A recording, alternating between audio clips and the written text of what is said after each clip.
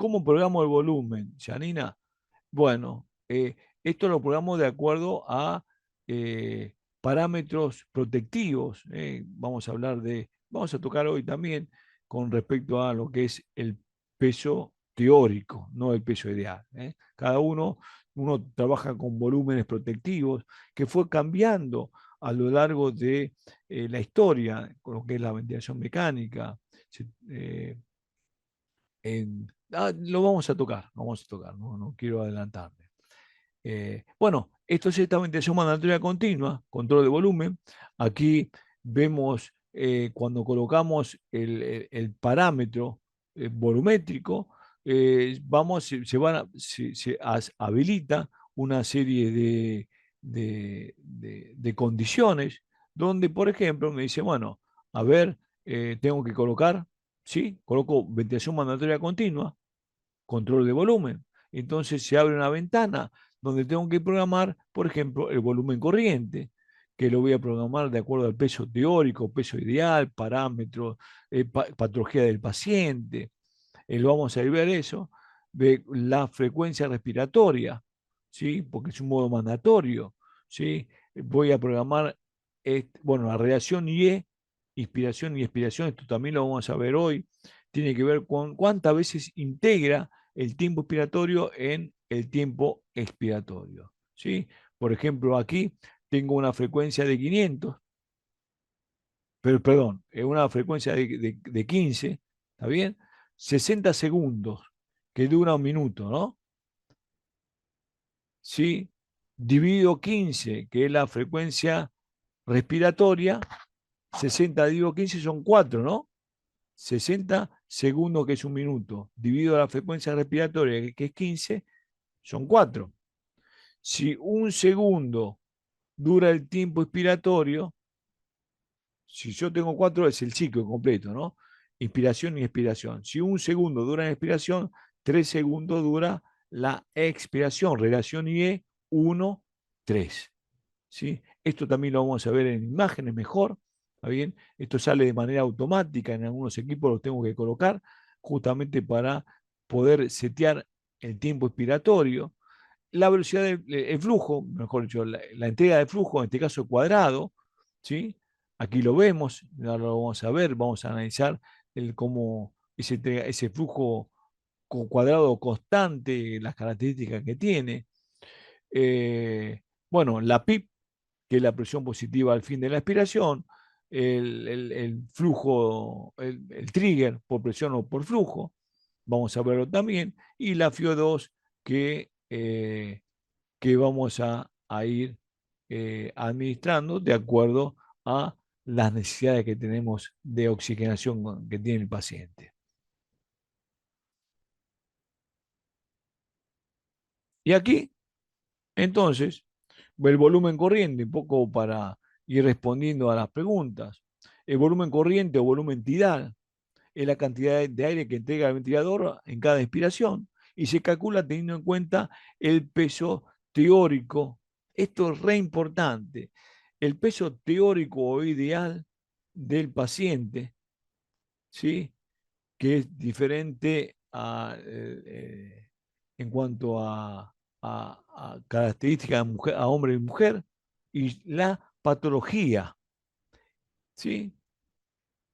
Esto, por ejemplo, se va a ver bien más adelante dentro del propio curso, pero bueno, ahí es importante tener presente ese peso teórico que se calcula de diferentes formas. Hay peso predicho para el paciente distresado, hay eh, peso ideal también, que es muy parecida. Algunos toman en cuenta fórmulas que son más complejas, son sencillas, pero uno se tiene que recordar. Pero siempre interviene en la talla, ¿sí? Y se ajusta de acuerdo si es hombre o mujer. Peso ideal, que tiene que ver también la talla al cuadrado, también por una multiplicación, si es hombre o mujer, 23 o 21,5. Esto, bueno, esto o el índice de Broca, que tiene que ver con la talla, se mide 1,70 m menos 100, quedan 70, o sea, con eso sacamos el peso teórico, pero no quiero entrar puntualmente en eso porque es un tema de otro momento. ¿Sí? Pero aquí, puntualmente, yo quiero mostrarle aquí en esto. Vean esta imagen. Tengo un flujo continuo, supongamos cuadrático, ¿sí? Que estoy administrando 400 mililitros. Y aquí se ven en los tres ejemplos. 400 mililitros. ¿Ah? ¿Bien? ¿Se ve? Fantástico. Ahora, ¿qué notan de diferente? Tengo 400 mililitros en el pulmón 1, en el pulmón 2 y en el pulmón 3. ¿Cuál es qué hay de diferencia en los tres ejemplos? El volumen es constante, la presión, y claro, y claro, la presión pico. Parto dice, claro, la presión pico, la presión pico es la diferencia. Vean, entonces, volúmenes constantes, presiones variables. O sea, es parte de lo que hemos dicho. Entonces, si yo tengo, y para ir avanzando un poco más a esto que estoy viendo acá, si yo tuviese que colocar una alarma prioritaria en este modo volumétrico, ¿cuál sería? ¿La alarma de volumen o la alarma de presión máxima? ¿O la de volumen máximo? ¿Cuál de las dos? O sea, teniendo en cuenta esta imagen, yo tengo que programar una alarma que sea prioritaria para este modo de ventilación controlado por volumen. ¿Cuál sería mi alarma prioritaria? ¿La presión o el volumen? A ver, tengo respuesta. Lisette habla de presión, Rosario de presión, Susi de presión, Liz, bueno, sí, claro, toda presión. Y sí, ¿por qué? Y estoy totalmente de acuerdo, porque siempre mi alarma prioritaria, Elizabeth presión, mi alarma prioritaria es la que no controlo. Si yo controlo el volumen que es 400, mi alarma, la máquina va a entregar siempre 400. Después veamos, vamos a ver el volumen minuto, hay otras cosas, frecuencia respiratoria, está bien, hay otras cosas. Pero con respecto a mi pregunta inicial, ¿cuál es lo importante, la presión o el volumen en este modo volumétrico como alarma? Y claramente la presión, porque la presión no la puedo controlar. Lo que yo puedo controlar es el volumen y ese volumen va a ser protectivo de acuerdo a la característica del paciente, de acuerdo a el pulmón, o sea, de acuerdo a la patología, está bien, pero no se va a ir, no se va a modificar, no se va a modificar de ahí. Lo que no voy a poder controlar va a ser la variable de presión. Entonces, mi alarma que tengo que hacer hincapié es la presión, lo que no controlo. Espectacular. Entonces, aquí podemos ver que tenemos volúmenes constantes, en este caso son 450, flujos constantes. Veamos, esta es una curva de flujo y es fácil de identificar porque la curva de flujo tiene una parte superior aquí positiva, que es la entrega de la máquina, está entregando flujo, y una parte inferior negativa por debajo de la línea de cero flujo. ¿Sí? Aquí, por diferencia de colores, es mucho más fácil todavía. Entonces, la curva de flujo es muy fácil de identificar porque tengo una parte por encima y otra parte por debajo de la línea de cero flujo. ¿Está bien? Entonces, los flujos se ven constantes, no hay cambios, los volúmenes tampoco hay cambios, pero vean la presión. Aquí tengo una presión de, no sé, 18, aquí tengo una presión por encima de 24, aquí tengo una menor, ¿ven? O sea que se incrementó la presión, pero los volúmenes y los flujos no se modificaron. ¿Sí?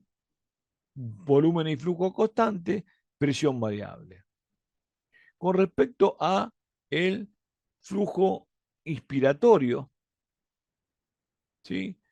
Eh, tiene que ver con, como en el modo volumétrico, tiene que ver, eh, y se programa, como decíamos, de manera automática. La máquina, yo coloco, por ejemplo, en la gran mayoría de los equipos, coloco un volumen de 500 y coloco un tiempo expiratorio de 1 segundo, la máquina va a ajustar la velocidad de flujo para que entregue en 1 segundo los 500 de volumen de corriente que yo programé.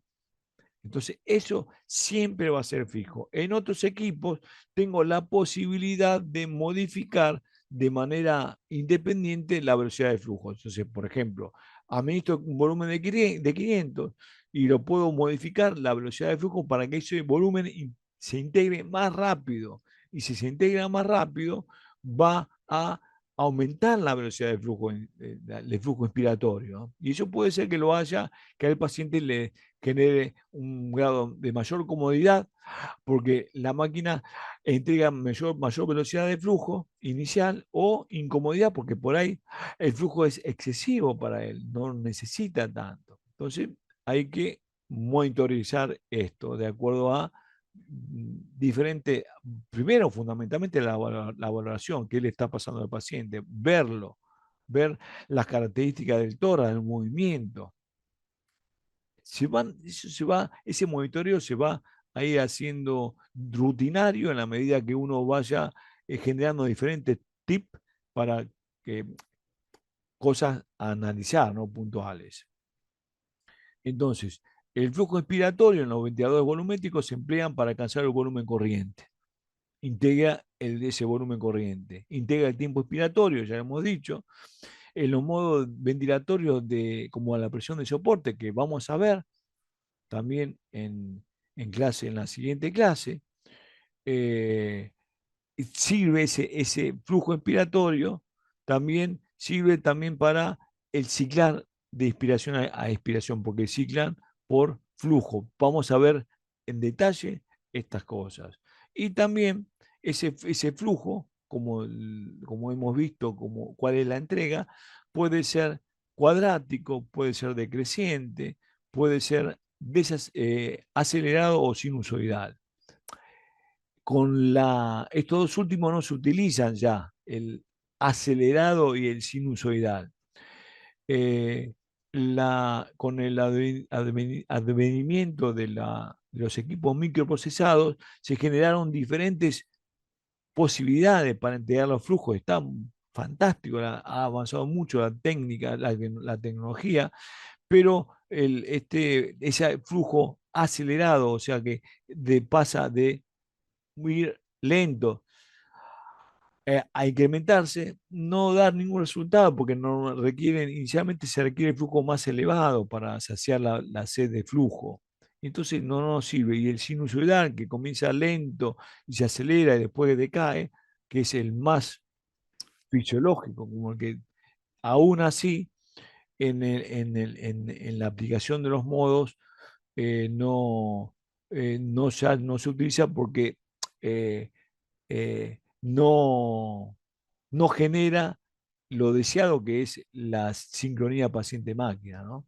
Y aquí un poco lo que yo le comentaba de los flujos para poder interpretar esto del flujo cuadrático y flujo decreciente. Aquí tenemos un modo control de volumen, modo mandatorio ¿no? Controlado, ¿no? Por volumen, ¿sí? Con un flujo cuadrático o constante, vea, ¿no? Ahí está la curva de flujo, constante. Esto hace que desde que se abre la válvula inspiratoria, va integrando en un tiempo expiratorio de 1 segundo, va integrando, va integrando el volumen, que son los 490 mililitros, ¿sí? Se abre la válvula inspiratoria, va integrando el volumen con un flujo constante, y esto va generando, en la medida que se va distendiendo el pulmón, va a alcanzar una presión máxima o pico. Pero vean que de forma exponencial, o sea que se van, en la medida que va ganando volumen, va incrementando la presión pico, porque incrementa la resistencia, claro. ¿Eh? Entonces, en un modo de flujo constante, la característica de la curva de presión es incremento, ¿no? O sea, exponencialmente en la medida que incrementa el volumen. ¿Está bien? Ahora vean, y bueno, y aquí 490 mililitros con un tiempo expiratorio de un segundo, la máquina para entregar ese volumen de 490 en un segundo entrega 31,8 litros minutos.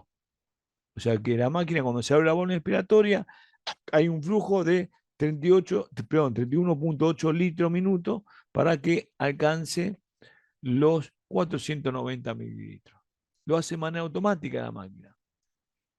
Ahora, vean este es el mismo modo ventilatorio, los mismos parámetros, todo lo mismo, exactamente lo mismo. Lo único que se cambió fue la entrega de flujo. En vez de ser cuadrática como esta, es decreciente.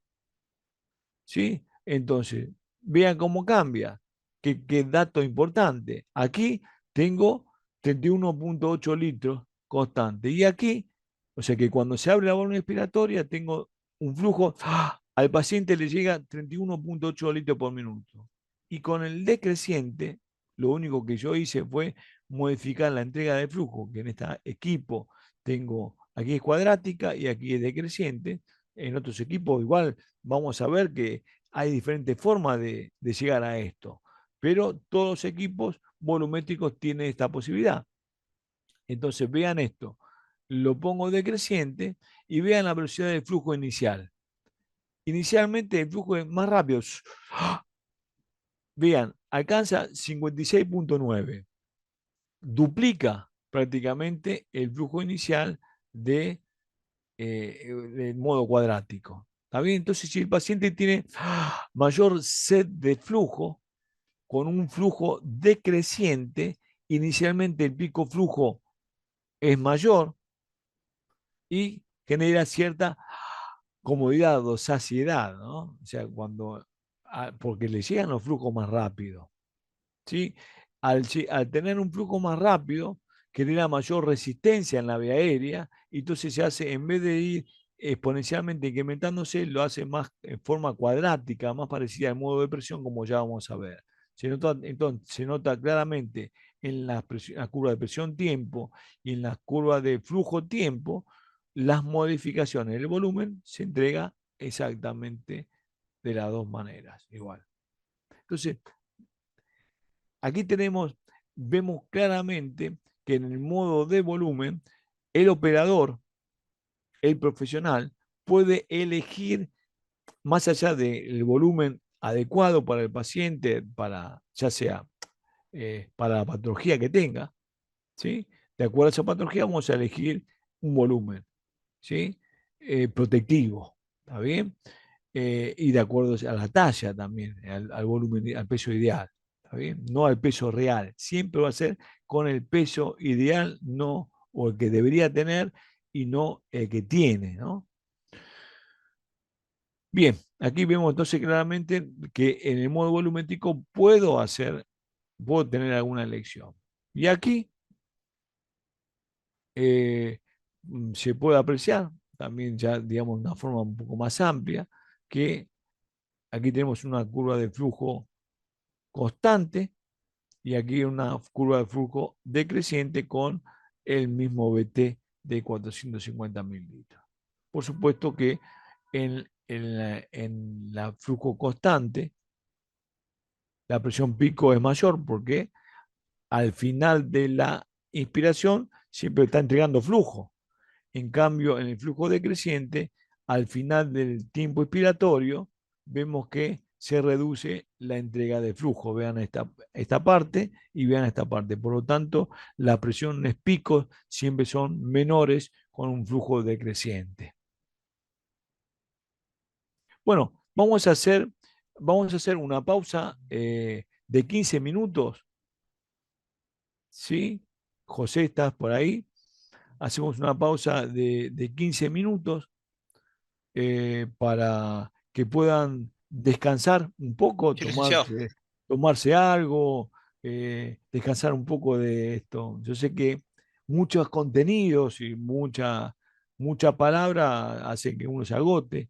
Así que hacemos un descanso de 15 minutos. Pueden ir en el chat generando preguntas para después de volver eh, e ir respondiéndolas. ¿Está bien?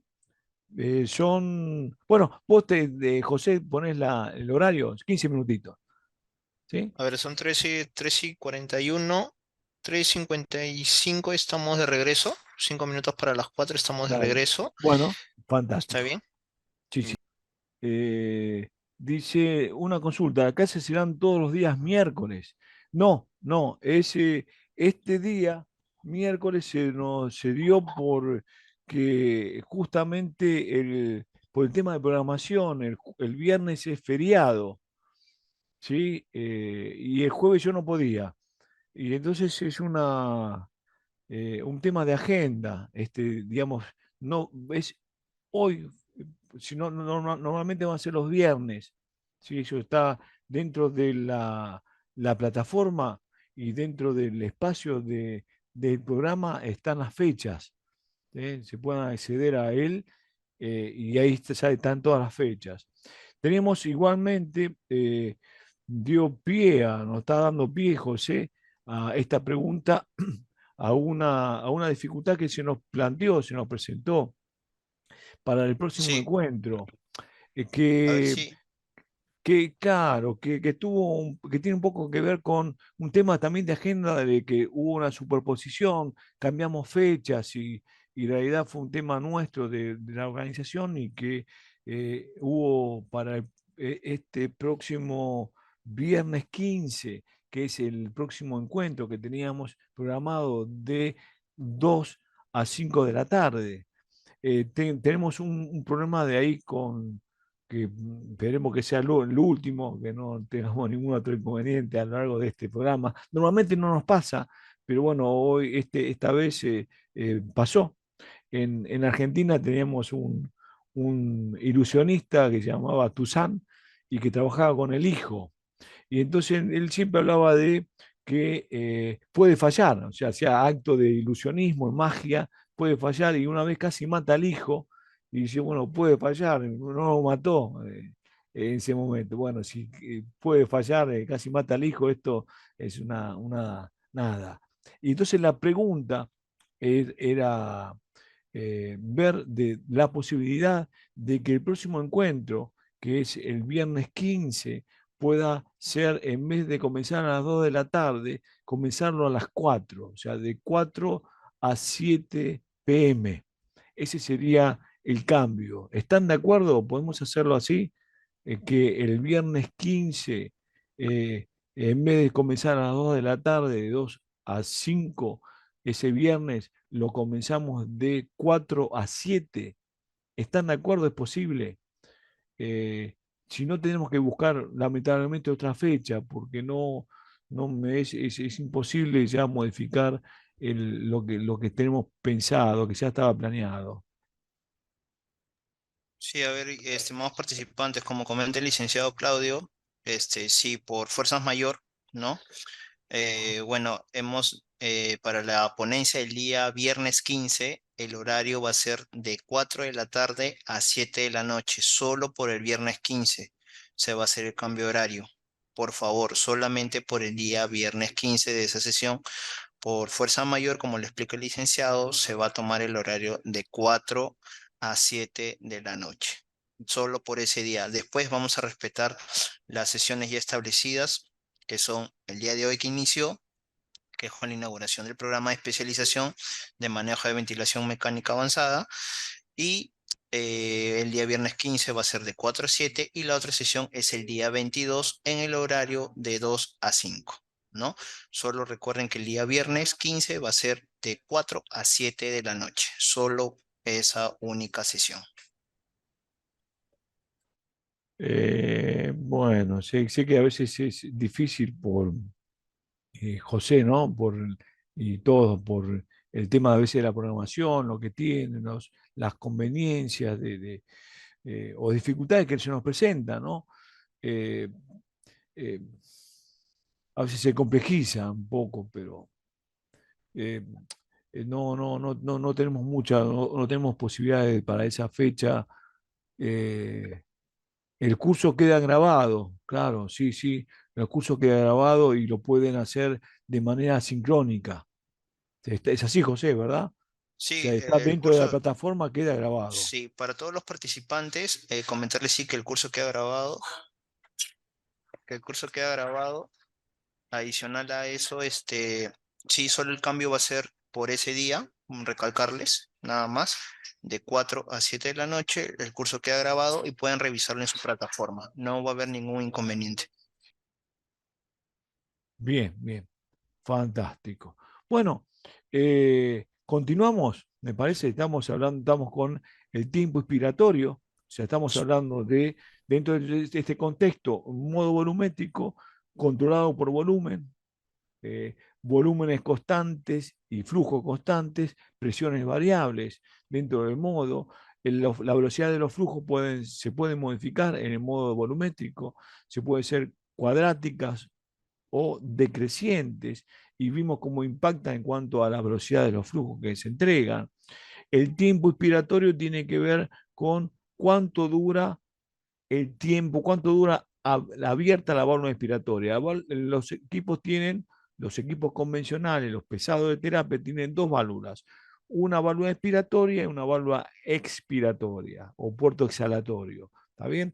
Entonces, cuando el tiempo inspiratorio va a durar, cuando se abre la válvula inspiratoria, todo el tiempo la válvula inspiratoria va a permanecer abierta y la válvula exhalatoria cerrada. ¿Está bien? O sea, que va a durar lo que dura el tiempo expiratorio. Se expresa en segundos o por una relación Y, inspiración y expiración. En algunos equipos no tienen la, y vamos a ver también con un simulador, no tienen la posibilidad de colocar el tiempo inspiratorio en segundos, sino se colocan relacionado a una relación y el tiempo inspiratorio. O sea, yo voy a fijar una frecuencia respiratoria, supongamos que fuese una frecuencia de 15, bueno, ¿cuánto es cuánto dura un ciclo? Bueno, como decíamos antes, 60 segundos dividido 15 son 4, o sea, 4 segundos dura un ciclo respiratorio que involucra la inspiración y la expiración. Entonces yo voy a colocar, por ejemplo, una relación IE de 1 a 3, yo sé que el tiempo inspiratorio va a ser de un segundo. Entonces, algunos equipos, esto lo vamos a hacer práctico, con un simulador, con la práctica, lo van a poder hacer ustedes, pero esto es solamente una presentación. Entonces, en líneas generales, el tiempo inspiratorio en los modos mandatorios se coloca directamente. En otros equipos está relacionado con la reacción IE, que hay que modificar esa reacción IE para ajustar ese tiempo expiratorio. Normalmente los tiempos expiratorios en la población adulta es entre 0,75, un segundo y medio. Existen también, de acuerdo a la forma o de acuerdo a la estrategia ventilatoria, que el tiempo expiratorio sea más largo que esto, e inclusive eh, una relación expiración-expiración inversa, o sea, donde el tiempo expiratorio dure, por ejemplo, 4 segundos y el tiempo expiratorio dure menos de uno. ¿Está bien? O sea, todo tiene que ver con la estrategia ventilatoria. Por supuesto, con la reacción IE de este tipo, que es inversa, donde el tiempo expiratorio es mayor, el paciente tiene que estar totalmente dormido, porque si no digamos, es antinatural, ¿no? Antifisiológico. Siempre el tiempo expiratorio dura menos, es el activo, es el que ingresa el aire, es el que los músculos se contraen, y el expiratorio tiene que ver con la elasticidad, con volver el pulmón, el parénquima, la bomba pulmonar, o sea, lo que tiene que ver el tórax y pulmón, a un estado de equilibrio de reposo. ¿Está bien? Entonces, por supuesto, la expiración lleva más tiempo. ¿Sí? A veces cuando uno por alguna falta o una eh, mala programación o porque el paciente es un EPOC, no le damos suficiente tiempo expiratorio para que pueda sacar todo el aire, atrapa y esto genera un incremento de presiones intratoráxica, autopip, o sea, aumento de atrapamiento, cambios hemodinámicos y bueno, por eso es muy importante conocer la fisiología y qué cosas vamos a trabajar en cómo trabajamos. Fabiola habla podría subir un poco el volumen. El volumen yo creo que está bien, ¿no? Quizás es, pues, es el volumen de tu equipo. ¿Está bien el volumen? ¿Se escucha bien? Sí, licenciado, no hay ¿Me ningún escuchan bien? inconveniente, sí, se escucha claro. Sí, sí, sí, sí, fantástico. Bueno, va. Sí, sí, entonces tiene que ver, entonces, Fabiola, con el volumen de tu equipo. Bien, y la relación IE entre 1,2 y 1,3 es lo normal, ¿sí? Bien, y aquí veamos esto. Tiempo expiratorio, como que decíamos. Aquí, un equipo birrama, doble rama. Hay equipos existen equipos de monorama, de una rama, que tiene la válvula exhalatoria activa, que, que son equipos, generalmente son equipos de transporte, pero normalmente en las terapias tenemos equipos birrama. Aquí está la tubuladura, donde tenemos una rama inspiratoria y una rama exhalatoria. Cuando se comienza la inspiración, se va a abrir la válvula inspiratoria y durante un tiempo inspiratorio ingresará el volumen que hemos fijado. Mientras tanto, la válvula exhalatoria se mantiene cerrada. O sea, el tiempo inspiratorio tiene que ver con la apertura de esa válvula inspiratoria, que va a ser cíclica, se va a abrir de manera cíclica de acuerdo a la frecuencia respiratoria. ¿Sí? Aquí podemos ver el tiempo expiratorio claramente, ¿sí? Vemos todo lo verde es inspiración y todo lo rojo es exhalación, ¿sí? Aquí vemos cómo el flujo es constante, cuadrático, ¿sí? Que está a 29,2 litros, o sea, que integra los 450 mililitros en un segundo, ¿sí? Relación inspiración-expiración 1,2, ¿sí? Esto sale de manera automática con una frecuencia respiratoria de 18. O sea que claramente el tiempo expiratorio lo podemos identificar en muchos equipos por estas diferencias en cuanto a lo que son los colores. Cicla, decíamos que cicla por tiempo. Si yo coloco, como es un modo mandatorio, ¿se acuerdan que en la programación programamos el volumen, programamos el tiempo expiratorio? Decíamos, para volver aquí en el tiempo expiratorio, que tiene que ver con estos valores normales, que yo omití decírselo. Si yo, por ejemplo, administro un volumen, perdón, un tiempo expiratorio menor a 0,75, puedo generar hipoxias. ¿Por qué? Porque es más, esto es mucho más evidente cuando tengo un pulmón con cierta lesión. Vean, este puño es un alvéolo y este es el capilar.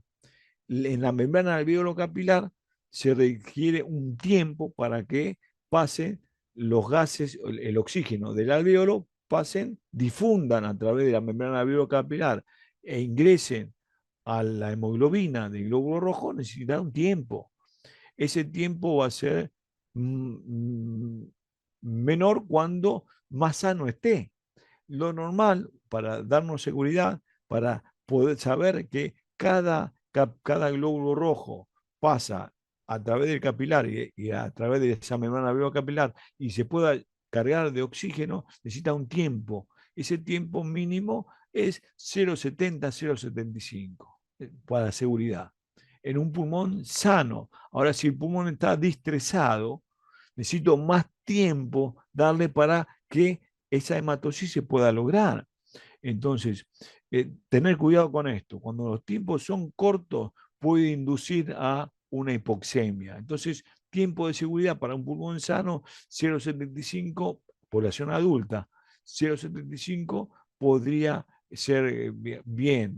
Lo normal es 0,90, un segundo con 2, un segundo con 5 máximo, pero bueno, como les comentaba, también puede ser esta posibilidad de que sean tiempos inspiratorios más largos, ¿eh?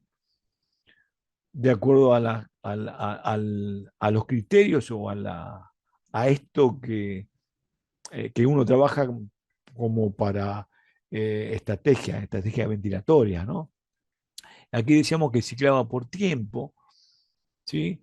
Eh, se abrió la válvula inspiratoria, la válvula exhalatoria está eh, cerrada. Cuando alcanza el tiempo inspiratorio, por ejemplo, si fuese un segundo, se cerrará la válvula inspiratoria, se abrirá la válvula exhalatoria y sale el aire.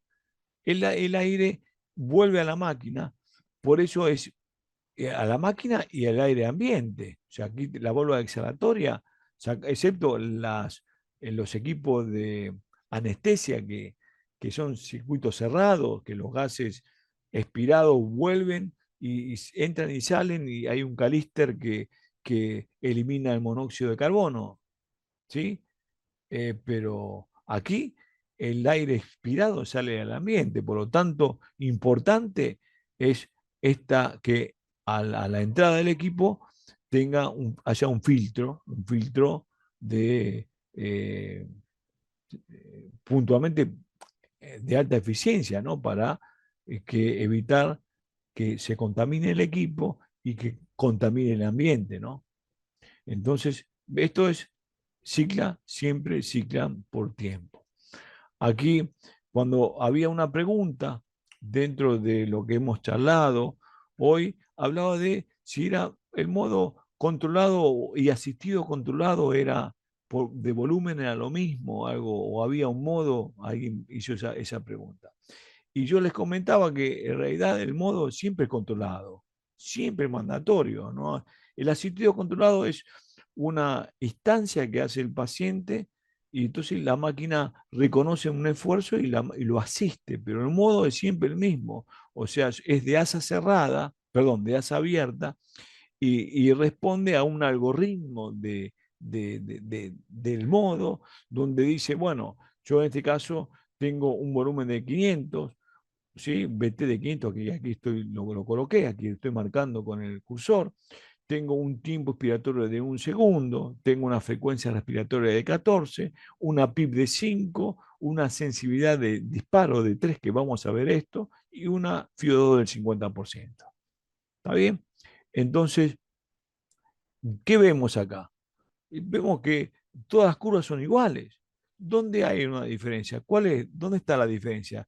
¿Qué diferencia notan de todas estas curvas? El volumen se entrega a la misma, ¿sí? El mismo volumen, el flujo es el mismo, la presión que se está alcanzando es la misma, parecida, ¿no? Pero puede ser variable porque es el modo controlado por volumen, lo que es fijo es el volumen y el flujo. ¿Qué cosa ven diferente? ¿Alguna cosa diferente se ve en este modo asistido controlado? Si es un modo mandatorio, o sea que siempre la máquina entrega los mismos volúmenes y flujos. ¿Sí? Y vean esto aquí. Aquí se ve en esta curva que estoy marcando con el cursor. Disparo, ahí está. Ahí está. Marco dice disparo. Claro, aquí el paciente hace un esfuerzo inspiratorio que alcanza la sensibilidad del trigger, y ahora vamos a ver sobre esto, y ¿qué hace la máquina? Lo asiste. ¿Con qué parámetro lo asiste? Con los parámetros que tenemos programados. ¿Cuáles? Los de control. O sea, lo asiste con un volumen de 500, lo asiste con el mismo flujo, velocidad de flujo, o sea que no hay cambio. Lo único que hace, la única interacción paciente-máquina es que el paciente hace un esfuerzo inspiratorio, la máquina detecta que hace un esfuerzo respiratorio y después lo asiste ¿con qué? Con los parámetros de control. O sea que siempre ese modo asistido controlado, lo que es, eh, eh, el modo es siempre el mismo. Lo único que lo que hace la máquina es una asistencia a un esfuerzo respiratorio. Yo, por ejemplo, aquí está programada a una programación de 14 respiraciones aquí, ¿no? Aquí se ven en el cursor, 14 respiraciones, ¿sí? Aquí.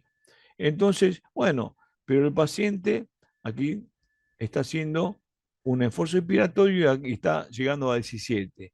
Yo lo controlé a 14. Bueno, el paciente está haciendo 17, o sea que requiere una mayor volumen minuto. ¿Está bien? Se despertó, está ansioso o no le alcanza lo que le hemos dado.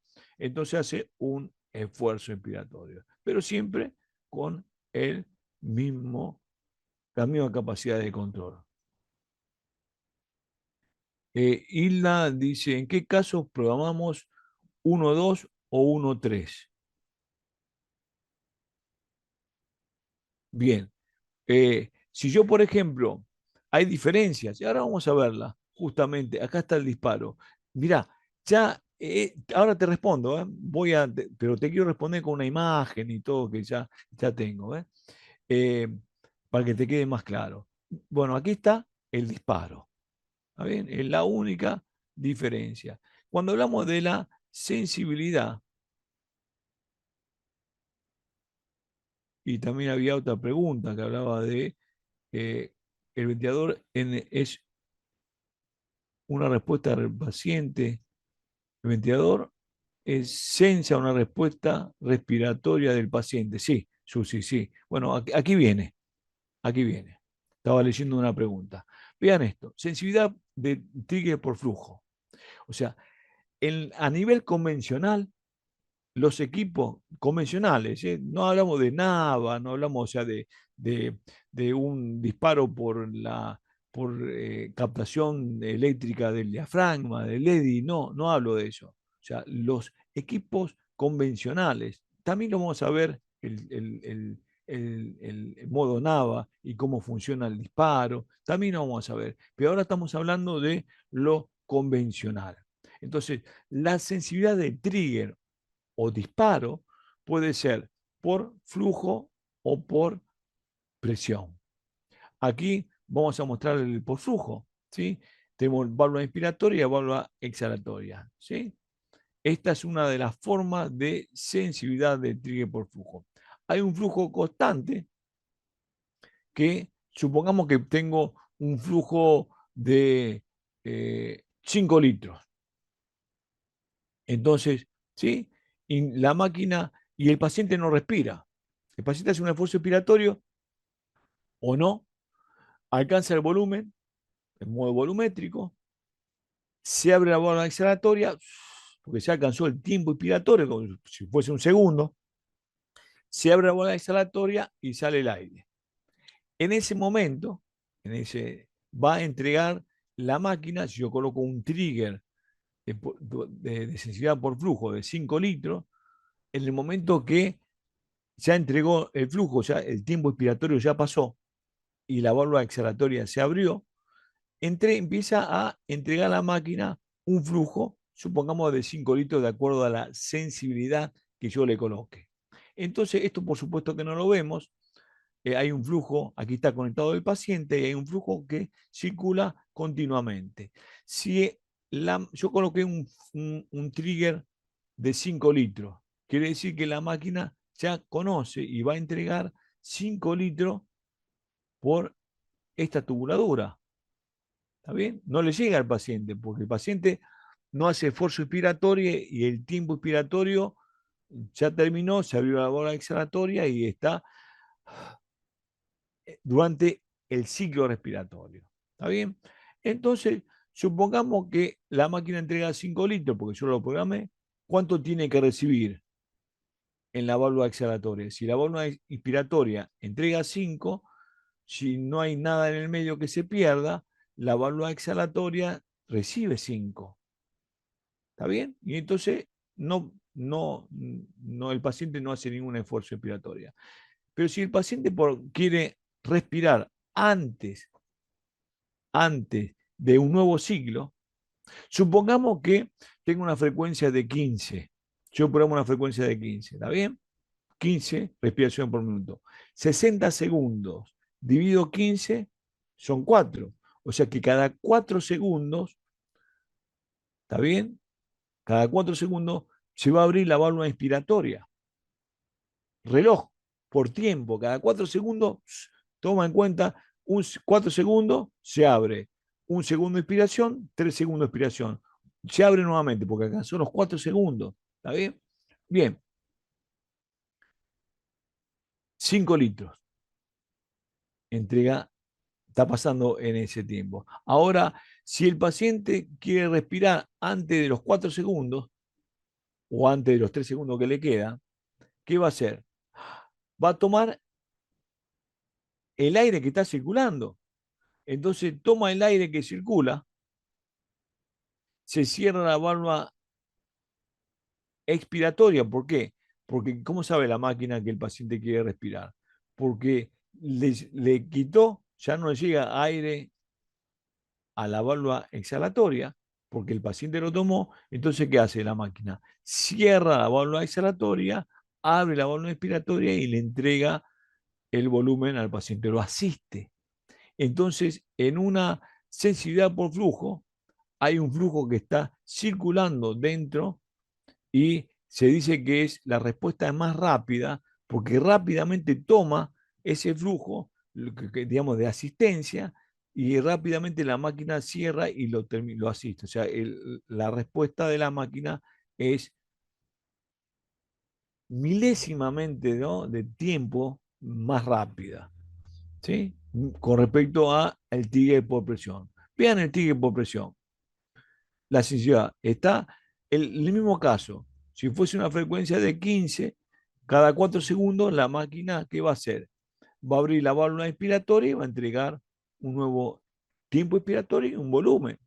Ahora, en este caso, tengo, una vez que el flujo, la válvula exhalatoria ya está en el tiempo expiratorio, ya está, el volumen, las válvulas están cerradas, entonces el paciente hace un esfuerzo expiratorio, y entonces que vence, imagínense algo que está cerrado, uno hace un esfuerzo expiratorio, se produce un vacío, una caída de vacío, caída de presión, que es suficiente para que, de acuerdo al trigger, al disparo, abra la válvula inspiratoria y le entregue la válvula cerrada, la expiratoria, por supuesto, la exhalatoria, y le entregué en un tiempo establecido, le entregué el volumen y el flujo. Dos sensibilidades diferentes, una por flujo, que es como el que vimos, y otra es por presión, por caída de presión. Una, el umbral que tiene que ver la altura del trigger, si hablamos por flujo, vamos hacia atrás, es litro, ¿eh? Entre 1 y 10 litros. ¿Sí? Cuando el número más pequeño es más rápida la respuesta de la máquina. ¿Sí? Y si hablamos de presión, estamos hablando de entre 0,5, o sea, medio centímetro, y 10 centímetros. Algunos equipos tienen hasta menos 20 centímetros. Aquí nos faltó poner en menos, ¿eh? Es menos 0,5, menos 10, ¿sí? Porque es negativo, porque que hay una caída de presión en la vía aérea. Entonces, cuando el número más pequeño, en este caso más negativo y otro cuando más pequeño, el umbral es más bajo y la respuesta es más rápida. ¿Está bien? Tomen, tomen en cuenta, tomen en cuenta esto, para ser más sencillo con umbrales de disparo. Si yo tengo un umbral o una tabla o un escalón de 2 centímetros, va a ser fácil pasarlo. Si yo tengo un escalón de 10 centímetros, te va a costar un poco más. Vas a tener que hacer un mayor esfuerzo para pasar ese umbral. Entonces, esto es lo mismo. Hablamos de sensibilidades y hablamos de umbrales. Cuando el número es más pequeño, es más sensible, responde más rápido al estímulo, al esfuerzo. Cuando el umbral es más alto, es menos sensible. Por eso siempre es muy importante cuando uno programa la sensibilidad del disparo del trigger, que sea lo más acotado, lo más cerca posible, pero que no genere autodisparos, ¿no? O sea, que sea mínimo, es una buena estrategia para que la máquina responda rápidamente al esfuerzo del paciente. Con respecto a la frecuencia respiratoria, bueno, esto es parte de la respuesta. Decía, por ahí había una pregunta, déjenme ver. ¿En qué caso programamos 1, 2, 1, 3? Ahora voy a volver a eso, Hilda, te lo quiero mostrar. El sensor, Susi decía, el sensor sensa una respuesta y es esto, ¿no? Lo que decíamos por flujo por presión y responde.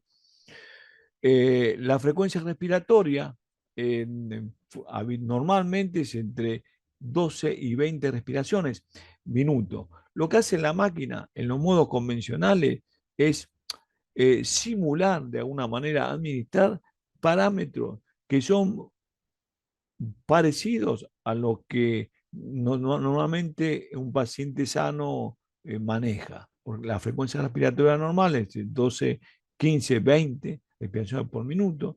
Entonces la máquina trata o lo que uno o coloca dentro de los parámetros es similar a lo que estaría realizando de manera espontánea. Entonces en la población adulta, entre 12 y 20 respiraciones, usamos el parámetro de respiratorio también para intervenir de alguna manera en, por ejemplo, en la gasometría, en pacientes hipercámnicos, ¿sí? Que la PCO2 está por encima de 45 milímetros de mercurio, para mejorar la acidemia, o sea, para reducir la acidemia, un pH, una PCO2 por encima de 45, por el 60, por ejemplo, milímetros de mercurio de PCO2, acidifica la sangre. ¿Por qué? Porque el CO2 es un ácido que si no lo puede eliminar queda en sangre y eso hace que el pH de la sangre descienda y cambie significativamente con respecto a los buffers, con respecto a la asimilación a las velocidades de celulares, ¿no? Al medio interno.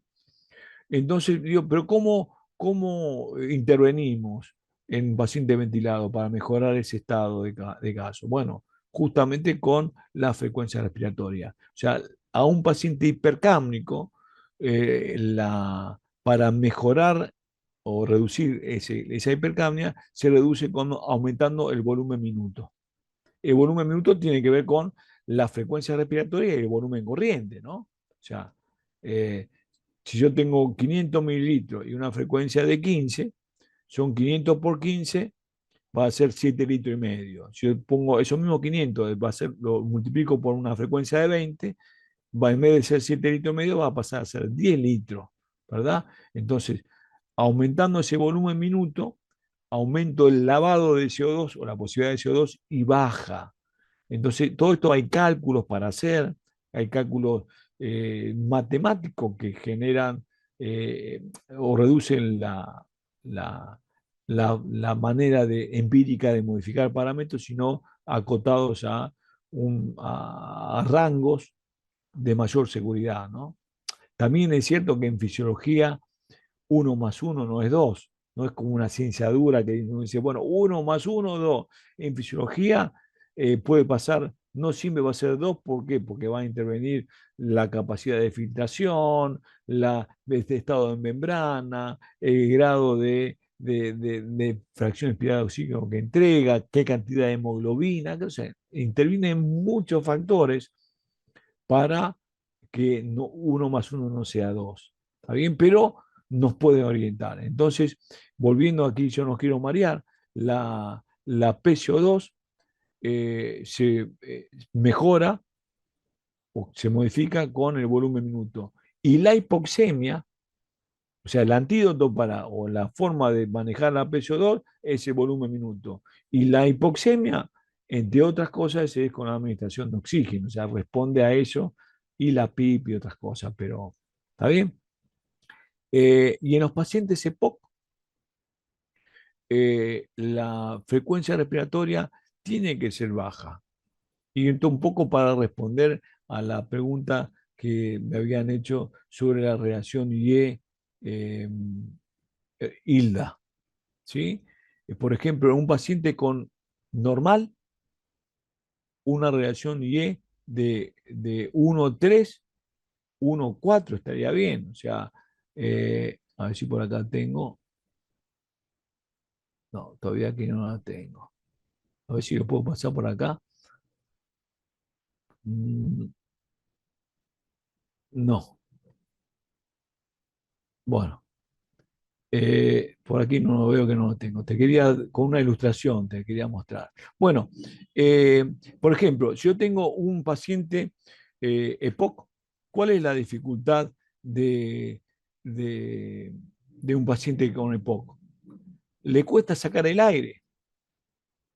Sí, ya sea si es un EPOC de origen bronquial o bronquítico crónico, tiene secreciones y espasmos, y entonces le cuesta sacar el aire, ¿no? Por ejemplo, la máquina le va a entregar el flujo, que ya lo tiene, va a aumentar la presión, la resistencia al paso del aire, pero el aire va a entrar. El tema para sacarlo. Entonces, si yo tengo una, ¿por qué? Porque tengo resistencia y si no puede sacar, va a aumentar el atrapamiento y va a generar incremento de presión intratorácica y bueno, va a haber cambios hemodinámicos importantes. Y eh, entonces, ¿qué tengo que hacer en ese tipo de paciente? Tengo que alcanzar o tratar de que eh, em, darle mayor tiempo expiratorio, que el tiempo expiratorio sea menor, que el flujo entre rápido y darle más tiempo expiratorio. Entonces, en ese caso, de ese tipo de paciente, la reacción IE puede ser 1,3, 1,4. O sea, 1 es la expiración y 3 o 4 tiempos es la expiración. Cuando eh, la reacción es más amplia, más el tiempo expiratorio que yo le doy al paciente.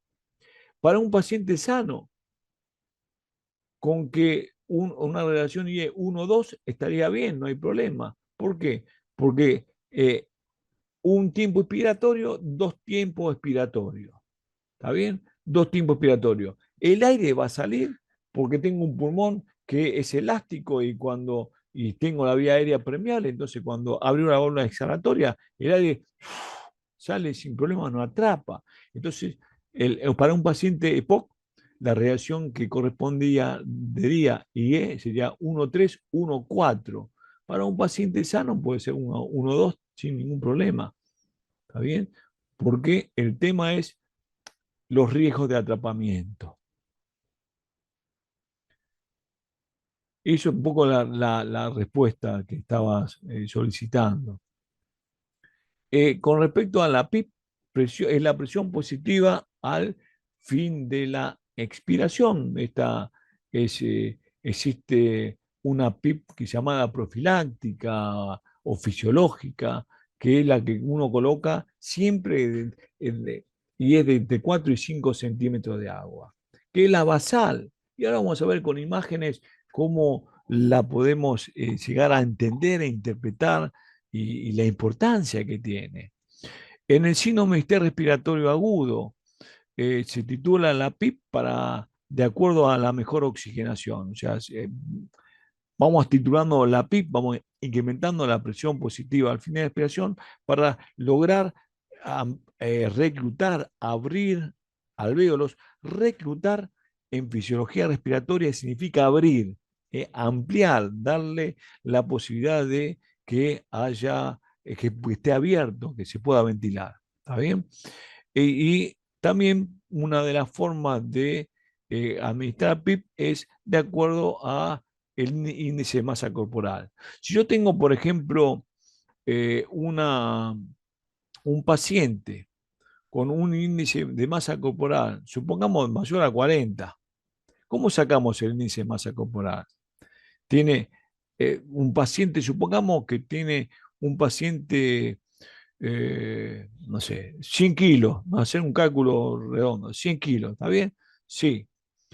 Y mide un metro, 1,50 m, cualquier cosa. Entonces hacemos metro al cuadrado, 1 por 5 por 1 por 5, ¿sí? Eso me da un valor, ¿está bien? Y decíamos que pesaba 100 kilos.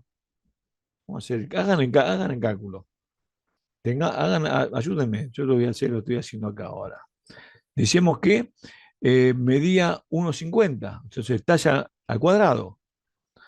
Bueno, 1 por 5 por 1 por 5. 1, 5 por 1,5 da igual. 2,25 y pesa 100. 100 dividido 2,25,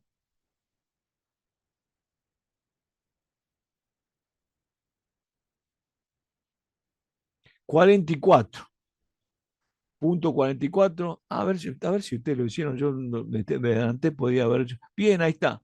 40, 44. Gracias. Yo lo estoy haciendo acá, lo estoy haciendo acá me dio.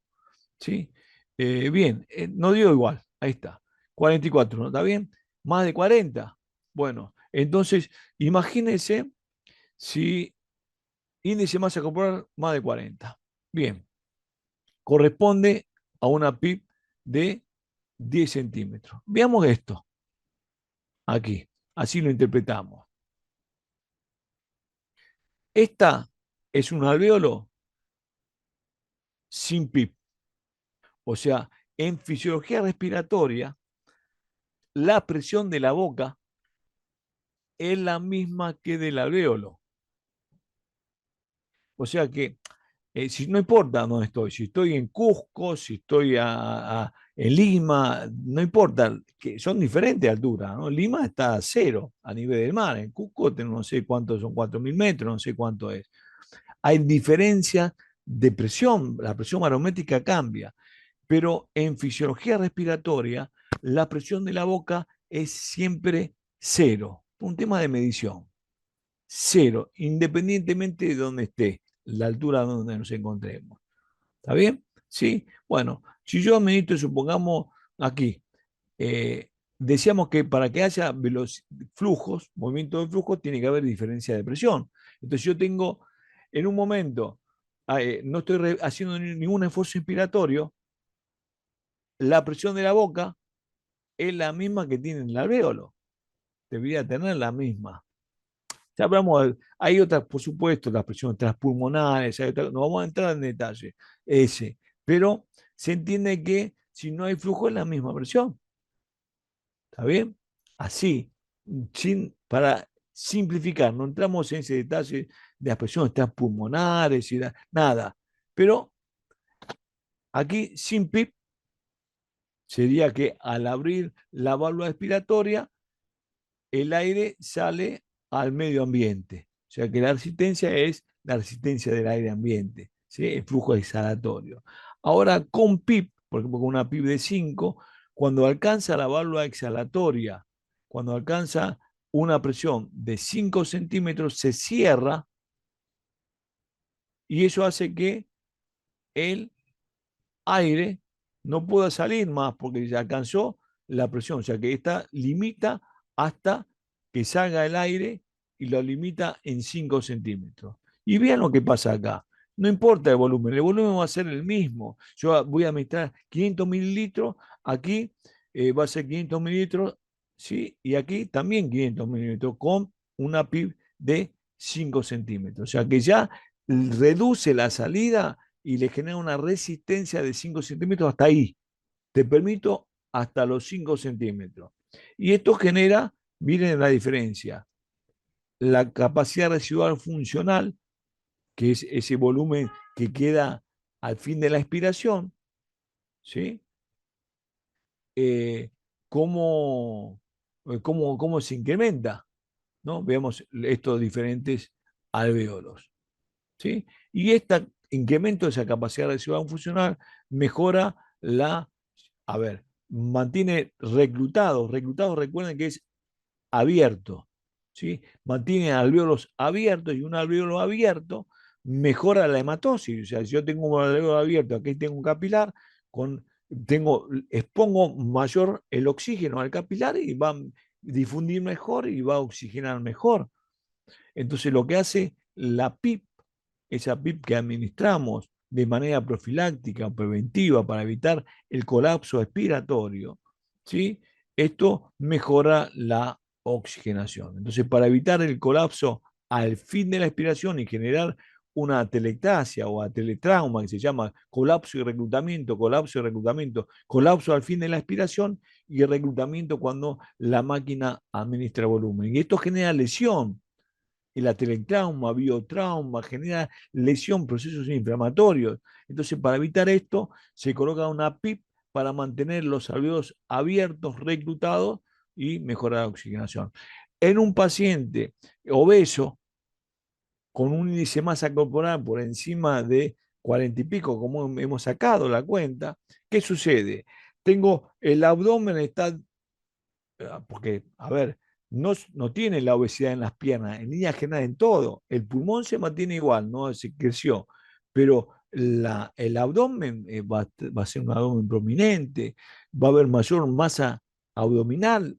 Entonces, el paciente está recostado cuando la máquina entrega el flujo para el volumen en el tiempo expiratorio. ¿Qué va a pasar?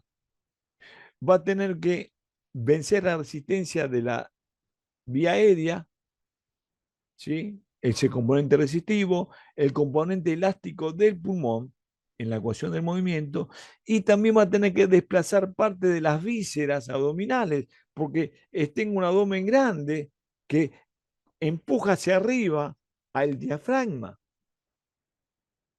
Y entonces, ¿qué va a suceder? Al fin de la expiración, se van todas las unidades alveolares que están en la zona de declive posterior, la masa del abdomen la va a colapsar y va a haber zonas que no se van a ventilar, que son zonas dependientes, que no se van a ventilar por este tamaño, este paciente obeso. Por eso, cuando tenemos paciente con ese índice de masa corporal por encima de 40, agregamos una PIP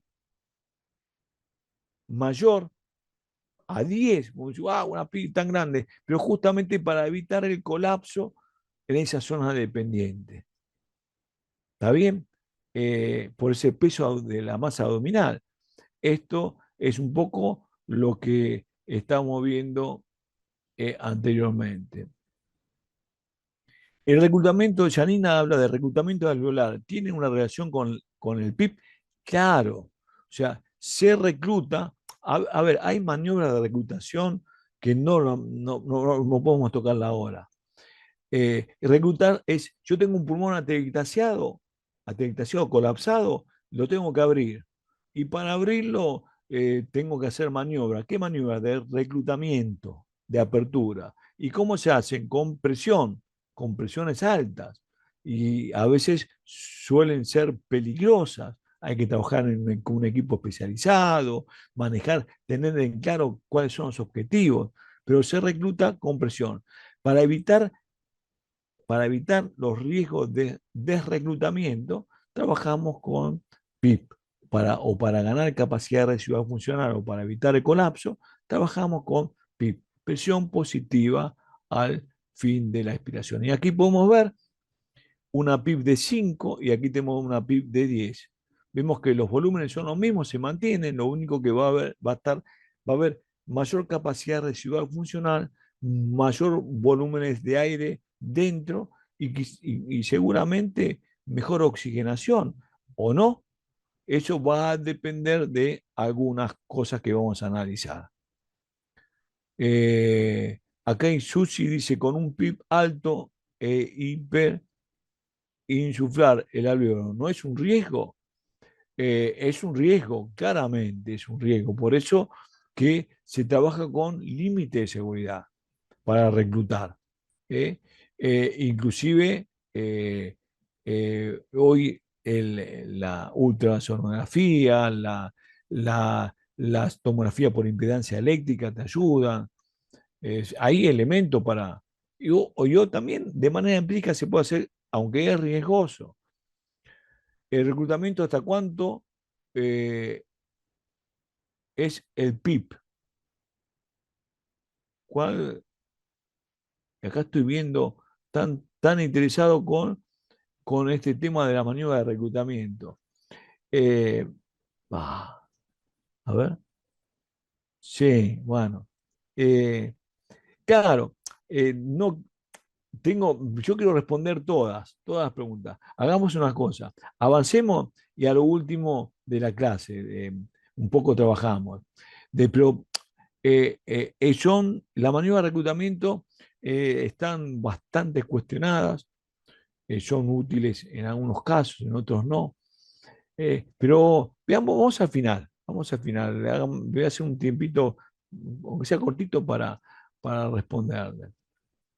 Bueno, vean, es importante el tema de la, la PIB, ¿no? O sea, los volúmenes se mantienen, los que la máquina otorga, por supuesto, pulmonares son otros, cambian porque hay un volumen de atrapamiento, en este caso provocado por la PIB que uno coloca. La FIO2, importante. La FIO2 que vamos a administrar va a depender de las necesidades, de la gasometría. Lo ideal es que sea menor al 50%, al 0,5, pero bueno, uno a veces inicialmente hay que colocar la FIO2 del 100%, pero lo importante es tratar de bajarla lo más pronto posible. Yo lo ideal para cualquier pulmón, a ver, si el paciente es un EPOC que maneja una saturación de 90%, 91%, yo no voy a pretender que colocarle un 99%, porque lo que más lo voy a perjudicar, porque le voy a quitar el estímulo para que el paciente dispare. ¿Está bien? La máquina o el paciente va a hacer un esfuerzo inspiratorio cuando el DAI respiratorio lo necesite, cuando el paciente quiera respirar, pero para ello necesita un estímulo. ¿Y cuál es el estímulo en el paciente hipoc? La hipoxemia. En cualquiera de los pacientes, cualquiera de nosotros, el estímulo respiratorio es la hipercapnia. Incrementa la PSO2 y para lavar la PSO2 aumentamos la frecuencia respiratoria. En un paciente EPOC, el estímulo no es la PSO2 porque ya la tiene alta, porque atrapa. El estímulo es la hipoxemia. Entonces, si administramos una FIO2 a un paciente hipoxémico, le quitamos el estímulo. Si está ventilado no pasa nada, lo sumo va a estar controlado, pero el tema es cuando esté fuera de la ventilación, por ejemplo, le demos a un EPOC oxígeno al 100% y lo está saturando al 100%, le quitamos el estímulo y puede generar un paro respiratorio por esto que estamos hablando. O sea, la FIO2 va a depender de la característica del paciente. Si el paciente está con un síndrome respiratorio, con que se esté saturando entre 88 y 94%, inicialmente va a estar, pero de 10, fantástico. Yo no voy a pretender a un paciente estresado que tiene la mitad de los alvéolos quizás funcionantes y los otros no, que sature como un pulmón sano. Tengo que protegerlo.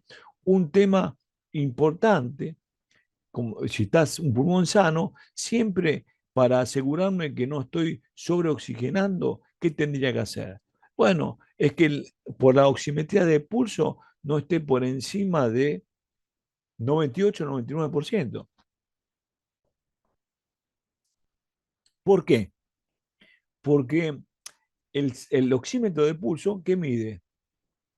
¿Cuán saturada está la hemoglobina, la oxihemoglobina?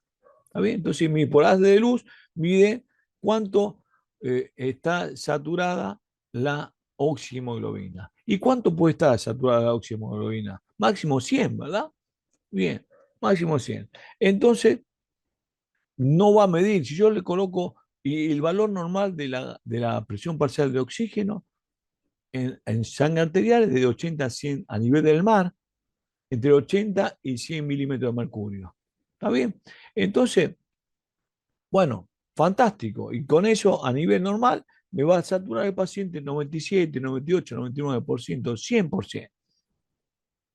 Bien, ahora, si yo mido el oxímetro de pulso, mide porcentajes, puede pasar que yo esté dando más oxígeno que el que necesita y va a saturar el 100%. ¿Y yo cómo sé que estoy dándole el oxígeno, la fracción de oxígeno correcta? ¿Cómo me daría cuenta? Bueno, con una gasometría, hacer una gasometría y seguramente la presión parcial de oxígeno va a estar arriba de 100 milímetros de mercurio. Pero lo normal es de 80 a 100, pero puede tener 110, 120, 130, de acuerdo a lo que yo le esté dando de FIO2. Pero siempre no va a saturar más del 100% porque es lo máximo que puede pasar. Entonces, para evitar la sobreoxigenación, una medida correcta es que la saturación no supere los 99%. Si supera los 100, ya no sé si estoy sobreoxigenando. ¿Por qué? Hasta 100 más medir, ¿está bien? ¿Se entiende el concepto? Yo no tengo que hiperoxigenar. ¿Y qué sucede si hiperoxigeno? Bueno, el exceso de oxígeno que genera radicales libres, lesiona las mucosas, las membranas, un montón de cosas sucede. Pero también existe lo que se llama atelectasia por reabsorción o desnitrogenización. Si yo tengo, normalmente a nivel ambiental, si yo respiro aire ambiente, el 21% del aire que respiro es oxígeno, el resto es nitrógeno, 78% de nitrógeno, y otros gases raros, pero es oxígeno y nitrógeno. ¿Está bien? Bueno, bien. El, en el alvéolo, lo que difunde, el gas que difunde al glóbulo rojo es el oxígeno, no el nitrógeno. ¿Por qué difunde el oxígeno, no el nitrógeno? Porque el oxígeno tiene una mayor grado de difusión que el nitrógeno, o sea que el oxígeno difunde las membranas mucho más fácil que el nitrógeno. Entonces difunde el oxígeno y lleva adherido a la hemoglobina. ¿Está bien? Y entonces, ¿y el nitrógeno para qué sirve? Para generar mantener el alvéolo abierto. Es como generar una estructura, un microesqueleto, para mantener el alvéolo abierto. Entonces, si el 78% de ese oxígeno es nitrógeno y el 21% es oxígeno, ¿está bien? Eh, difunde parte del oxígeno y el nitrógeno queda y lo mantiene en el alvéolo abierto. Ahora, si yo le coloco una FIO2 al 100%, ¿qué va a suceder? Que el 100% de ese gas es oxígeno, no hay nitrógeno, porque estoy emitiendo todo oxígeno. ¿Y qué va a pasar con ese oxígeno? Va a difundir rápidamente a las membranas, porque es afín, difunde mucho más rápido. ¿Y qué va a pasar con el tiempo? Se va a colapsar y va a generar una telectasia por reabsorción. O sea, se va a telectasiar ese alveolo puntualmente por este tema de difusión que yo estaba comentando, por el tema de afinidad. Entonces, es muy importante ir reduciendo la fracción expirada de oxígeno para no generar que en realidad esta situación es contraproducente, genera telectasia, más allá de lesiones en la membrana por sobreoxigenación en radicales libres y todo demás. Eh, Tener presente eso. Entonces, un dato, un tip es la oximetría de pulso, que no supere los 99% en un paciente con pulmón sano. Y puedo repetir, de acuerdo a las características del paciente, POC, con 91, 90, un paciente estresado, esto que hablamos de 88, 94%, depende de los momentos. Eh, ¿Existe una FIO2 protectiva? Sí, es justamente la mínima que alcance eh, una, una saturación, ¿sí? Porque el oxígeno es fundamental, y uno dice, ¿cuál es la profiláctica? Bueno, la mínima que alcance un objetivo de saturación. Si yo tengo un pulmón normal, un objetivo de saturación es que sea 98%, 97%, estaría bien, un EPOC, como decíamos, 91%. Entonces, de acuerdo a ese objetivo, es la profiláctica. Yo tengo un paciente distresado, que esté con un distrés respiratorio, como hemos tenido con COVID, que tantas experiencias no hemos tenido con ese tipo de pacientes, o cualquier otro, ¿no? Distresado. Si tengo gran parte de pulmón comprometido, gran parte. No puedo pretender que sature cercano al 100%. Puede ser y capaz que le voy a meditar oxígeno al 100% y voy a generar, incrementar la PIB para que tratar de reclutar y todo demás. Y voy a afectar a los alvéolos que están sanos. Y yo tengo que proteger al pulmón que está sano. No puedo generar mayor grado de lesión. Entonces, tengo una FIO2 profiláctica, es que sature así, si no es el síndrome de la sábana corta, es que te tapa la cabeza y te tapa los pies, o sea, en este caso peor porque lesionás al poco pulmón sano que tenés, entonces lo tenés que cuidar a ese pulmón sano. Entonces, una oxígeno profiláctica la FIO2 profiláctica es aquella que alcance los objetivos. ¿Cuál es lo de saturación? Depende de qué paciente, en cuanto a lo que es la patología y todo esto. ¿Cuál es el valor normal del PAFI? PAFI es una relación presión parcial de oxígeno, FIO2 administrada. Y este es a ver quién fue que preguntó. Eh, José. Y esto es una buena pregunta porque tiene muchos, digamos, el síndrome este respiratorio dentro de últimos consensos, tiene que ver, lo toman en cuenta con síndrome de este respiratorio leve, moderado, severo, y parte de ese corte tiene que ver con la PAFI, que es la relación entre la presión parcial de oxígeno, estamos hablando de esta, por ejemplo, si fuese 80, ¿no? Sería 80 dividido la FIO2 que estoy administrando. Si estoy administrando una FIO2 del 50%, sería dividido 0,5, 0,50, ¿no? Y ahí me da un valor. ¿Y qué valor normal? Los valores normales están por arriba de los 350,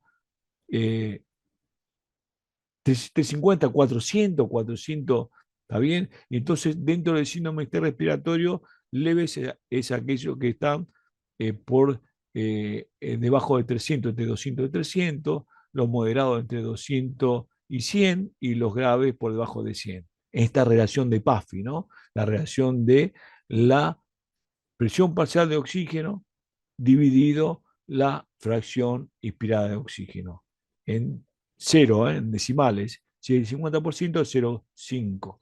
Si es el 60, 0,6. ¿Está bien? Y eso me da una relación entre la presión parcial de oxígeno y la FiO2 administrada. Y son datos que me sirven para ir viendo cómo voy llevando, ¿no? Cómo va avanzando el paciente, cuáles son los riesgos. Aquí Janina pregunta, en el examen de AGA, ¿qué parámetros son importantes para decidir qué programación es la adecuada? Fundamentalmente en el AGA, lo que vamos a encontrar parámetros de pH, pH ácido, pH alcalino. Para un pH ácido, tenemos que manejar volumen y tenemos que saber cuál es la razón. Si la razón de la acidez tiene que ver con, en este caso, una acidosis respiratoria o metabólica. Entonces, todo va a depender cuáles son los motivos como para poder ir resolviendo. Si fuese una acidosis metabólica, yo podría trabajar algo con la parte respiratoria, pero no voy a resolver el problema, porque el problema es metabólico. Tengo que resolver cuáles son las causas, ¿sí? Pero, por ejemplo, si fuese una alcalosis respiratoria, tendríamos ¿qué es una alcalosis? Es un pH por encima de los 7,45. Y si es respiratoria, va a estar relacionado con ¿qué? Con la PCO2. Y el valor normal de la PCO2 es de 35 a 45 milímetros de mercurio. Si es alcalosis, tengo menos ácido, por lo tanto, tengo menos de 35 milímetros de mercurio. Y entonces, ¿cómo mejoro esa alcalosis? Es bajando la frecuencia respiratoria, tratando de que en vez de lavar, seguramente el paciente está eh, con una frecuencia elevada, taquipneico, ¿no? Y entonces está lavando mucho CO2, y entonces para eso, ¿qué tengo que hacer? Tendré que sedarlo, tendré que trabajarlo, ver cuál es la razón, estará mal seteado, estará haciendo autodisparo la máquina, tengo que ver. Entonces, eh, cosa que es importante teniendo en cuenta el AGA, es da oxigenación, la presión parcial de oxígeno, entonces puedo incrementar la presión parcial de oxígeno, la FIO2 administrado, puedo incrementar la PIP justamente para reclutar, abrir ese pulmón y mejorar la oxigenación. En pacientes hipercápnicos, incrementar el volumen minuto, aumentando la frecuencia respiratoria. O sea, hay muchas cosas que el AGA me va a servir para orientarme a la a programar de manera adecuada la frecuencia respiratoria y todas estas cosas. Y con respecto a así, las alarmas, dentro de lo que es la programación, tenemos diferentes formas de presentarse de acuerdo al equipo, ¿no? Pero, por ejemplo, una alarma importante que decíamos que en el modo volumétrico, la alarma importante es la depresión, porque era la alarma que no controlábamos, ¿se acuerdan? Entonces, bueno, la presión máxima y la presión mínima. La presión máxima es que tiene que ver con la presión pico que se alcance, que ya hemos dicho, ¿no? Que tienen que estar por debajo de 30, pero bueno, como la presión pico, la importante es la presión meseta que no supere los 30. La presión pico puede ser más alta y tiene que ver con ese componente resistivo, tiene que ver o recordar esa ecuación del movimiento.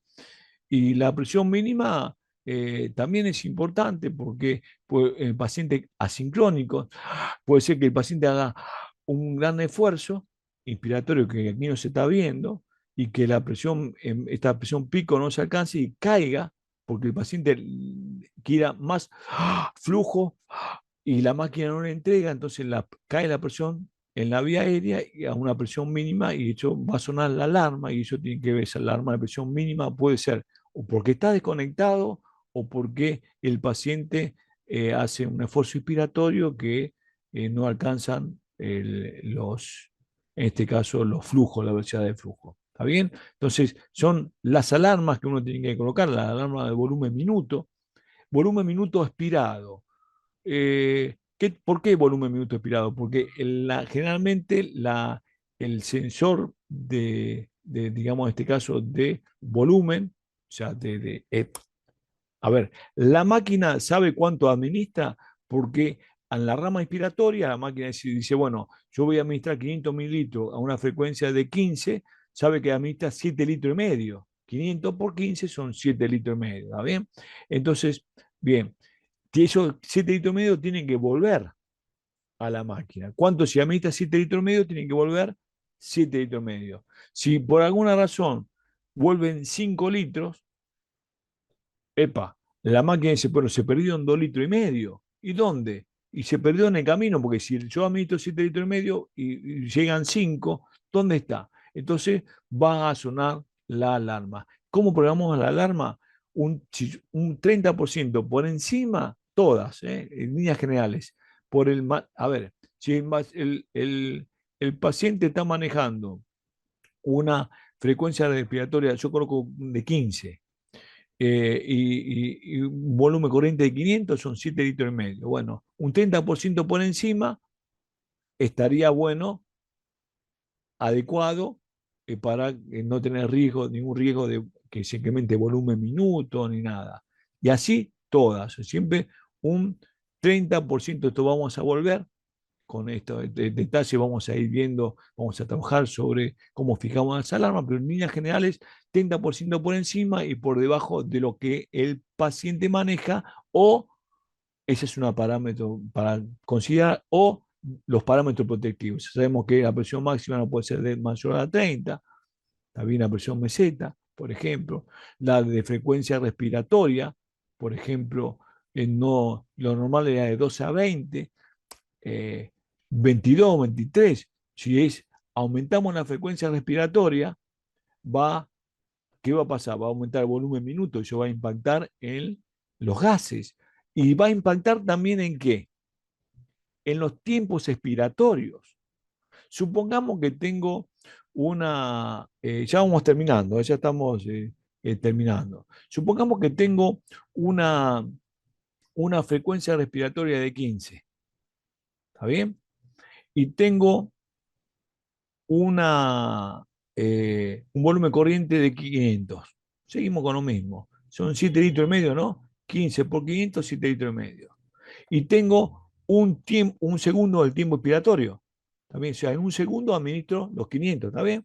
Bueno, si tengo una frecuencia de 15, lo puedo anotar en un papel o que sea 15, son 60, digo 15 son 4, ¿no? Aquí, 4.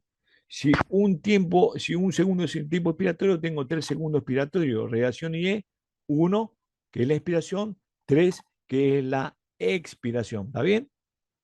Ahora aumenta la frecuencia respiratoria. En vez de 15 tengo 30, porque hace esfuerzo expiratorio por lo que fuese. ¿Está bien? 30. 60 segundos dividido 30, que es la frecuencia respiratoria, son 2. Si un tiempo es la expiración, un segundo de expiración, ¿cuánto va a ser la expiración? 1. Reacción IE, 1, 1. Entonces, antes teníamos, con una frecuencia de 15, teníamos un segundo expiratorio y tenemos 3 segundos expiratorios. Con una frecuencia de 30, tengo un segundo expiratorio y un segundo expiratorio. O sea que antes, con una reacción 1-3, tenía 3 segundos para sacar el aire. Y ahora, con una reacción 1-1, tengo un segundo para sacar el aire. Entonces, ¿eso qué puede generar? Atrapamiento, autopip, incremento de presión intratorácica, caída digamos, disfunciones hemodinámicas, ¿no? Pues claramente al aumentar la presión intratorácica, los flujos intratorácicos se modifican, caída de presión, de oxigenación. Bueno, tenemos muchas cosas que van a impactar. Por eso es muy importante la frecuencia respiratoria, la alarma de BT máximo y mínimo también, siempre con los mismos criterios, pero como si es volumétrico, el volumen es constante, si a veces hay doble disparos, entonces por un tema de una sincronía, entonces es importante el volumen máximo y mínimo, lo mínimo tiene que ver con el tema de fugas. ¿Sí? Apneas no va a haber porque es un modo mandatorio, así que no va a haber apneas. Y entonces las alarmas prioritarias, esto ya lo hemos visto, en modo volumétrico, lo que no manejaba presión máxima, volumen minuto máximo, que es esto del aumento de la frecuencia, y la frecuencia respiratoria. ¿Sí? Y ahí estamos, este es lo que hemos trabajado para el día de hoy. Aquí hay algunas preguntas que quiero responder, ¿qué es el autopip y cómo se visualiza? El autopip es, eh, es el atrapamiento. Yo puedo colocar, vamos a ir acá, aquí. Yo puedo colocar una PIP que es de 5 o 10 centímetros, ¿está bien? Eso lo fijo, lo coloco yo, lo programo yo. En la válvula exhalatoria hay una membrana que limita la salida del aire y mantiene una presión, ¿cuál? La que yo coloco, 10 centímetros, 5, 8, y esto cambia diferentes capacidades de reacción funcional. El autopip es el atrapamiento dinámico, es la PIP intrínseca que yo no la puedo, no la coloco, genera, por ejemplo, en este caso, que aumente la frecuencia respiratoria, como yo dije, a 30, un segundo va a ser para sacar el aire, si es reacción IE 1-1, y por lo tanto no va a darle el tiempo para poder sacar el aire que está ingresando. Entonces, eso es un autopip. ¿Cómo la mido? Con una pausa expiratoria. En vez de colocar una pausa inspiratoria para medir la presión meseta, tengo que colocar una pausa expiratoria. Entonces, ¿qué hace la máquina? Con la pausa expiratoria mide las presiones internas y dice, bueno, si yo tengo coloco una PIB de 5 y con la pausa expiratoria la PIB pasa a ser 8, entonces el autopip es de 3, porque 5 le coloqué yo, pero la PIB total es 8. Bueno, 8 menos 5 que yo le coloqué es 3. Entonces tengo un autopip de 3. ¿Cómo mido el autopip?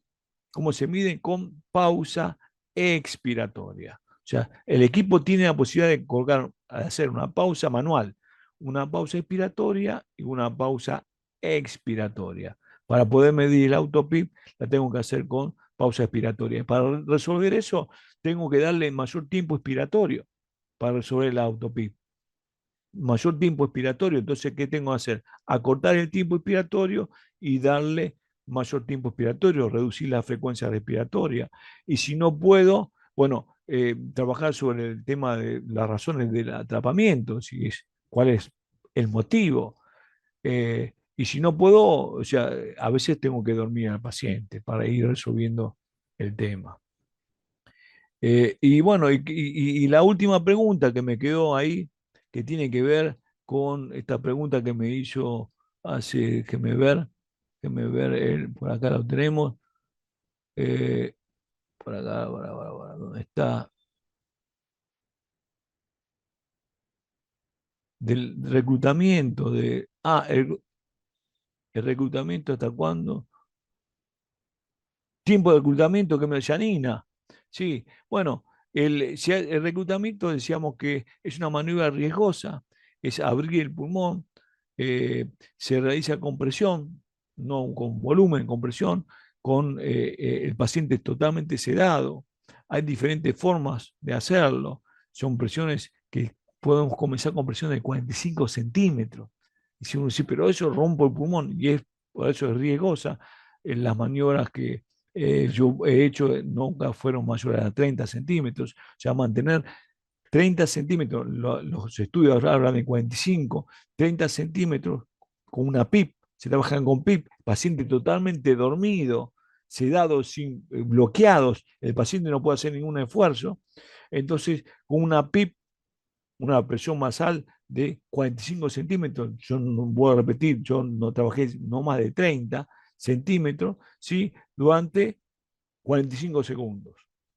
O sea, 45 segundos mantenés la PIP elevada. Y vas bajando, si baja bajando la PIP, por supuesto que tiene que estar en condiciones, el paciente en condiciones hemodinámicas, no tiene que caer la presión, o sea, tiene que mantener, si no, se aborta, se tiene que estar en condiciones estables el paciente. Entonces, vos lo que lográs con esa PIP en ese tiempo es ir abriendo los alveolos. Entonces va reduciendo la PIP de 2 a 3 a 5 centímetros y vas manteniendo los tiempos, vas reduciendo y llegas a una PIP, a una oxigenación, o sea, una PIP tal que te mantengas la mejor oxigenación. Por ejemplo, yo tengo una PIP de abajo a 8 y empieza a caer la saturación, tengo que subirla al nivel inmediatamente anterior, o sea, para mantener abierto el alveolo.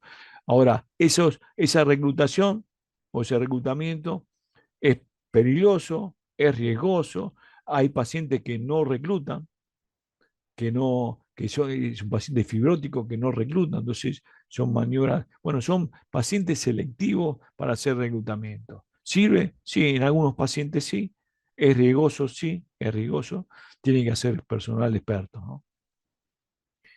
Y está muchas veces en discusión, ¿no?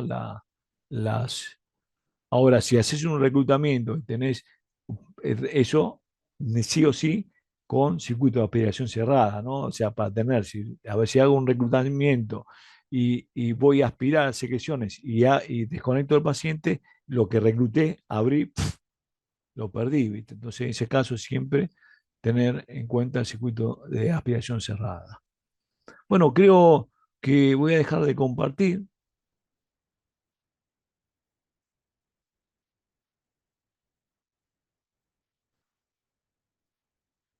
José está por ahí. Creo que ya estamos en tiempo. Si alguna pregunta que quieran Licenciado, hacer.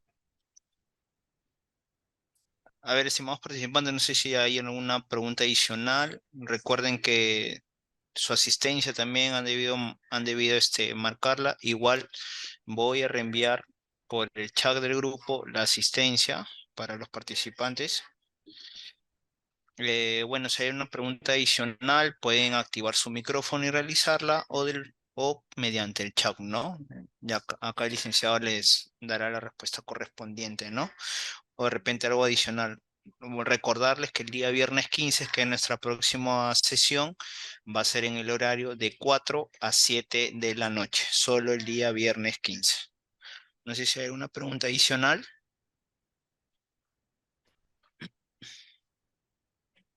¿Está claro? Bueno, yo sé que fue un tema el inicio.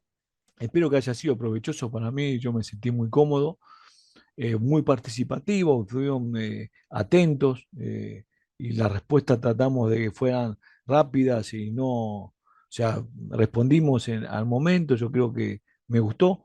A mí en lo particular, siempre las intervenciones, las preguntas están buenas, están eh, sirven, retroalimentan, sirven para aclarar algunos conceptos, que puede ser que les aclaren por ahí uno pregunta y le sirve a muchos la misma pregunta, así que hay que animarse y eso mejoran las, las performances de todos, ¿no? Eh, Estimados participantes, bueno, agradecerles por el día de hoy, agradecerle a usted su ponencia, licenciado Claudio, por esta gran participación. Sí, como usted dice, ha sido una clase muy didáctica, muy interactiva, ¿no? Se trata de responder ahí mismo y veo un comentario de Juber, buena ponencia, ¿no? Creo que están muy satisfechos los participantes con su presentación el día de hoy, ¿no? Como les digo, estimados participantes y a la gente que nos acompaña mediante nuestras redes sociales, en este caso el Facebook, que este taller consta de 4 meses, son 4 unidades en las cuales en la última unidad nos va a acompañar el licenciado Claudio para un taller práctico, ¿correcto? Y bueno, esperamos si tienen alguna duda adicional, a los participantes del Facebook que nos están viendo, pues pueden seguirnos en nuestras redes sociales y contactarse ya que aún hay vacantes disponibles para el taller, ¿no? Y bueno, no sé si usted quiere hacer alguna invitación también para los que nos están siguiendo en Facebook, licenciado. sí, sí, el taller va a ser en Lima. Sí, eso es importante. Creo que no quisiera adelantar la ubicación pero es en Lima. El taller así que está dentro de lo que es el trabajo de la coordinación. Tenemos, por supuesto, el lugar. Lo vamos a hacer con dos ventiladores mecánicos, donde vamos a poder interactuar con ellos, poniendo a prueba lo que vamos a ir avanzando en la parte teórica, la aplicación, ¿no? Cómo lo administramos, simulaciones, trabajos de estudio de caso para poder justamente aplicar en el ventilador el modo ventilatorio seleccionado y los parámetros de programación y cómo responde, ¿no? Sí, así Mm. es, licenciado, va a ser acá en Lima. Bueno, estimados participantes, vuelvo a la redundancia en recordarles. El taller consta de es una durabilidad de 4 meses, son 4 unidades que se desarrollará con diferentes exponentes. En este caso nos acompaña el licenciado Claudio como ponente internacional, ¿no? Adicional a esto, también hacerles recordar que consta de 30 créditos, ¿no? Y bueno, esta ha sido nuestra primera sesión. Nos vamos a reencontrar con el licenciado Claudio y con todos ustedes el día viernes 15 en el horario de 4 a 7 de la noche. Licenciado Claudio, muchas gracias por su ponencia el día de hoy. Es grato volvernos a encontrar y bueno, hasta el día viernes 15.